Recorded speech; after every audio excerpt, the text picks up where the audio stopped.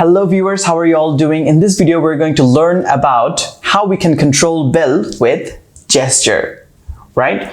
So bell has two gesture sensors. So we're going to use a gesture to control bell. So this is going to be a fun project. So without any further delay, let's get started.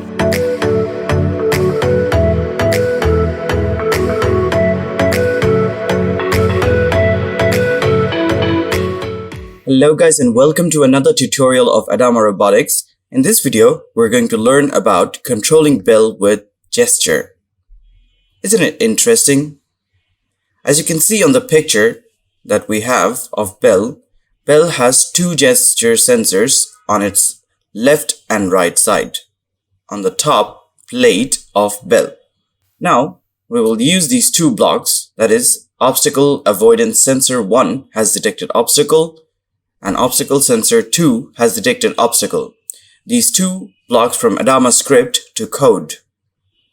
Basically, these blocks tells us whenever there is an obstacle in front of one of these sensors, it will detect it. And if it detects the obstacle, we will do something. Okay? So, let us look at the program that we're going to create on Adama script.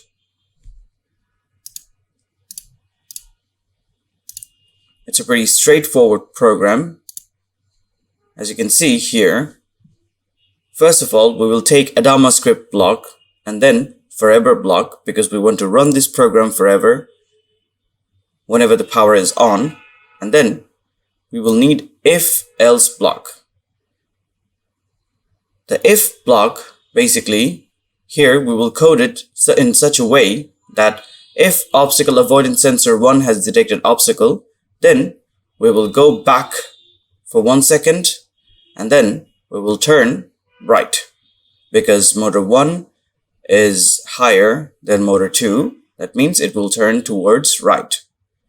And if it has not detected any obstacle, we will move to the else block and check for obstacle avoidance sensor 2. If it detects an obstacle, it will go back and turn towards left. Otherwise, it will go out of these blocks and keep on moving forward. We could also put these two blocks for moving forward on the top before if. So, let us go back to Adama script and create this program.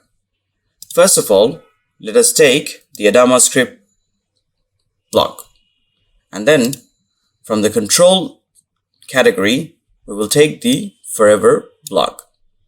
We need the forever block because whenever the robot is running, the code will keep on coming forever here. So if we use a repeat block or for one time, the code will finish and it will not check continuously. That is why we need the forever block. So inside the forever block, we need if else block. This if else will check the first one for the obstacle sensor 1. And then inside it, the else, we want to check for the obstacle sensor 2. So let us go back to the robots category and come down. Here, as you can see in the Boolean variable, here, it gives you a yes or no value basically. Has detected obstacle, and the second condition would be for obstacle sensor 2 has detected obstacle. So whenever it detects an obstacle, we could do anything. You could make the program inside these blocks to do whatever you wish. So we need a set motor speed block and set motor 2 speed block. So we want to go back a little bit whenever it detects an obstacle. And then we want to go back for 1 second and let's duplicate these blocks. And we want to, since obstacle sensor 1 is the one on the left, so we want to turn right.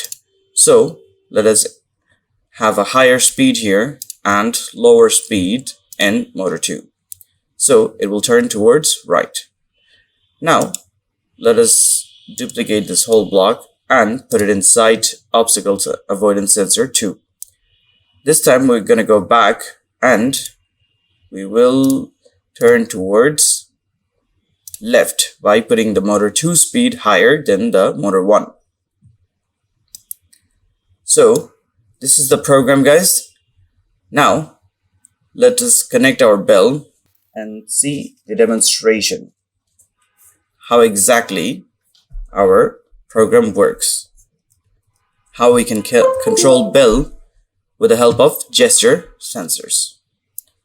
So I've connected bell, the board is selected, and upload to Arduino. As you can see, the program is uploading.